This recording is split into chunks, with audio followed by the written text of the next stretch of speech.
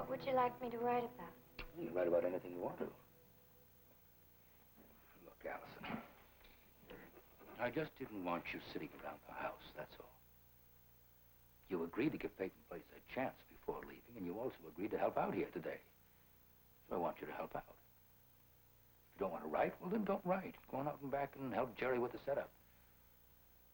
You can clean up the files. Why don't you type up some copy for the finals? Type up some new subscription cards.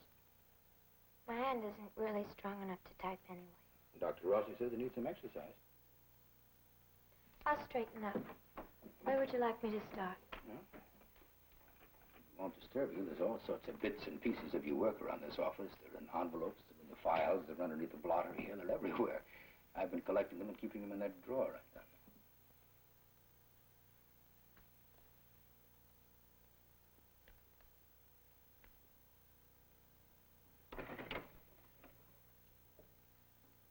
Do you have to keep staring at me all the time? No.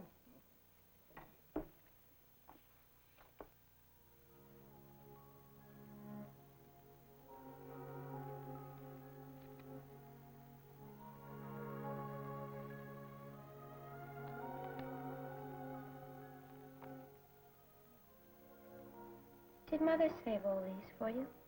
No, I got the Clarion every day. They let you keep a thing like this in prison? Mm-hmm. Some of the men had sweethearts and families and mothers to do the crying for them, so to keep them in line. I had that album. 18 years, that's a long time. Mm-hmm. Well, nobody expected it to be that long, least of all me. You know, it was the days that were worse. Even worse than the months and the years. Long days that I never could have gotten through if I didn't have that album. And there were times, oh, many times, when I hated people so much I didn't care whether I ever got out. But inevitably, I always came back. This album. A tow-headed child that I had never even seen was the extent of my hope.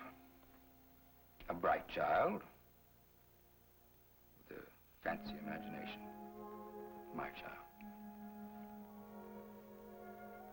The fly on my glass had the sass to eat my pie with his feet. Die fly. I couldn't have written anything so silly. You were 9.5 years old when you wrote that. Yeah. It was printed in the prison paper. Christmas time, we usually had a party. Those of us that had been in for 5 years or more, we were expected to entertain. Usually just old, stale jokes and some zany, sentimental songs, but this time I read that poem. And I brought down the house. And you were elected Pin-Up of the Week. The first ever elected unanimously.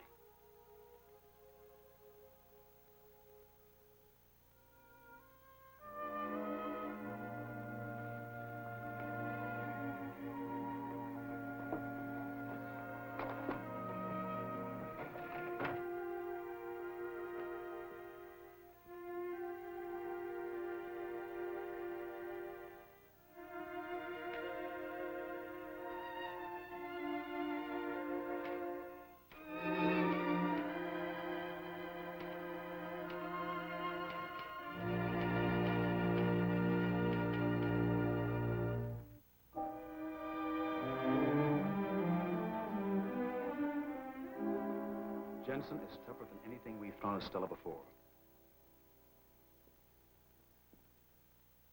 I have a hunch he'll be able to crack her. And I have a hunch he won't, so where does that leave us? With our backs to the wall, he's the only ace I've got up my sleeve. So you better hope he's successful. Jensen came from California, didn't he? Yes. What is that, accidental? All right.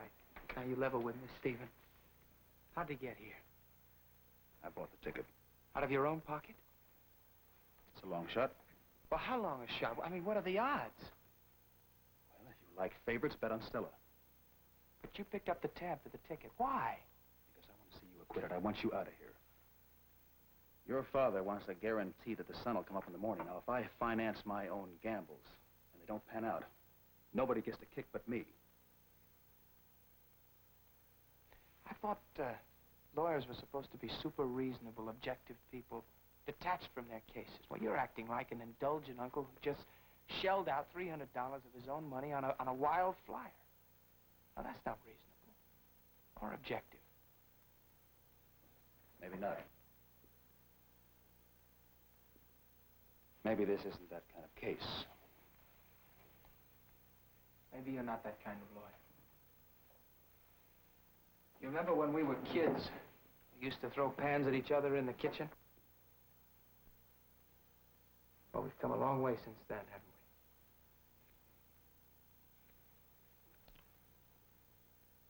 we? Move your red 9 on your black 10. And you'll expose another ace. Bob? Thanks, Counselor.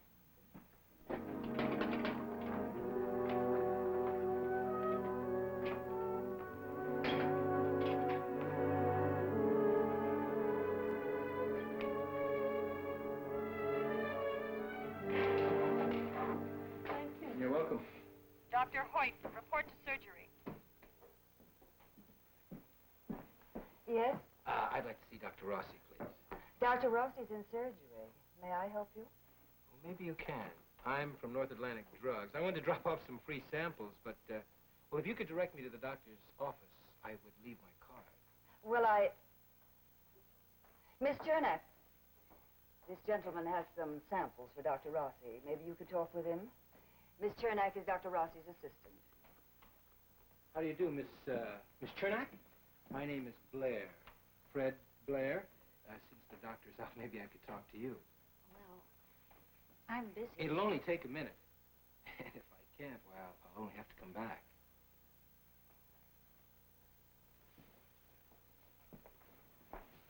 What are you doing here? Madam, my company has a new line of drug they're interested in. I'd like to talk to you about it, may I?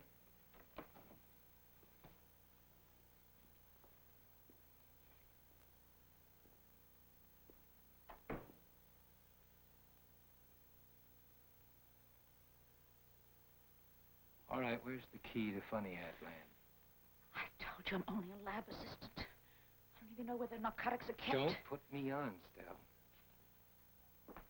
You've never been anywhere that you didn't know what was happening. Well, if you don't have the key, then the good doctor must have it.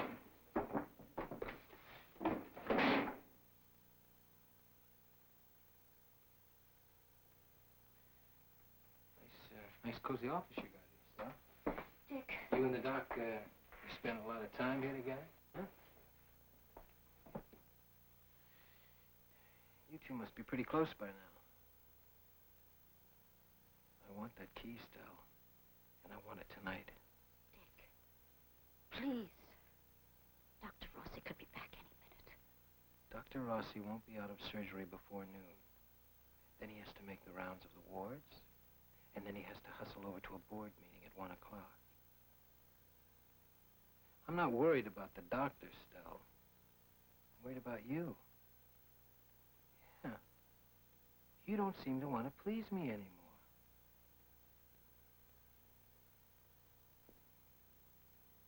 Hey, baby. Oh, come on. Hey, take it easy. It's me, remember? The guy you'd do anything for. Hey, Dickie, baby. You want a new suit? Just pick it out.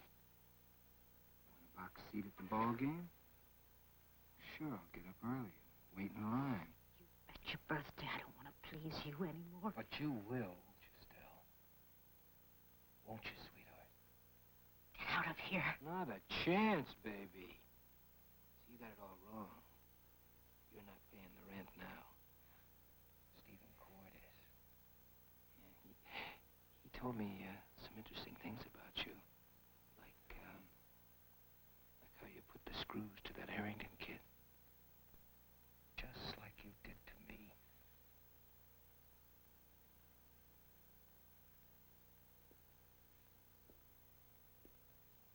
Well,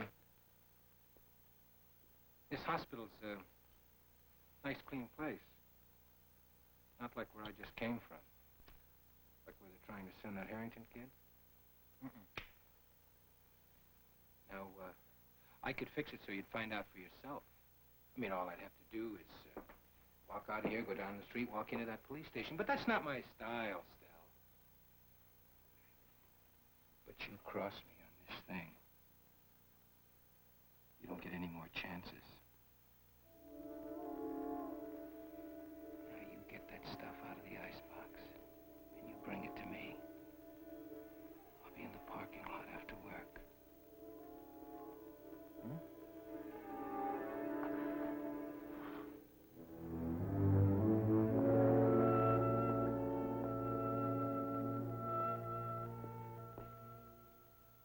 Oh, and Stella, put on something a little more, well, you know. I mean, we might want to have some laughs. Hmm?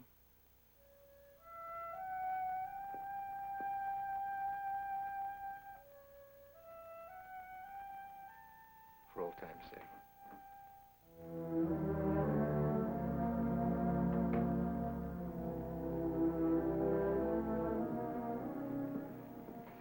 Thank you, Mr. Hood.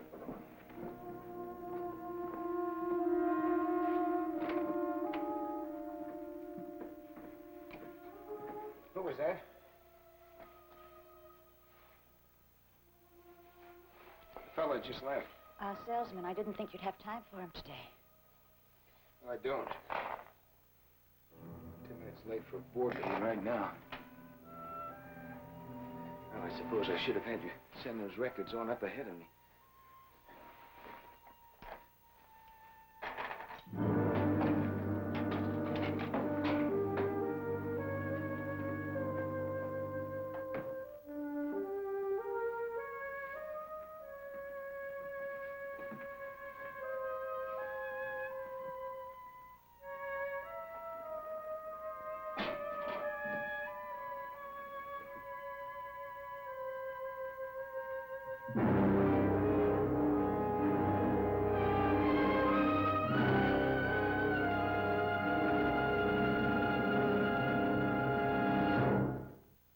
Preview from the continuing story of Peyton Place. Step aside. Not yet. But until I do, you'll stay away from him. Arguing about your son as if he were a piece of meat. You've set a great record for lying. Well, that's one family custom that's gonna stop. You're going. I am not going, and I'm not kidding. We face Stella together, or you use that return ticket. Don't push, Counselor. 4:30, my office.